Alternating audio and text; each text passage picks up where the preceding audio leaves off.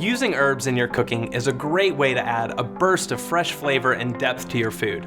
I'm going to show you a few tips and tricks for getting the most out of your fresh herbs. I separate herbs into two categories: soft herbs and hardier herbs. Soft herbs like parsley, mint, chive, cilantro, and basil are best added at the end of cooking. Their bright and delicate flavor can get lost during long cooking times. Hardier herbs like oregano, thyme, sage, and rosemary should be added at the beginning of cooking to enhance the recipe's depth of flavor. Storing your herbs, whether homegrown or store-bought, is simple. Most herbs can be refrigerated. We like to store those softer herbs in a glass with a little bit of water, then covered with a plastic bag, almost like you're storing a bouquet of flowers.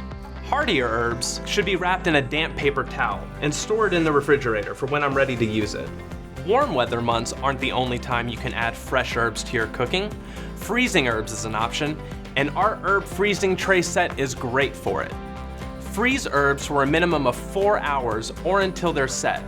Once they're set, herb discs can remain in the tray or pop out and transfer to an airtight, freezer-safe container. You can add them to cooked foods like soups, stews, and sauces. Add them toward the end when cooking vegetables, meat, poultry, and fish, or add them to pasta, rice, and potatoes. If your recipe calls for dry herbs, you can substitute fresh herbs.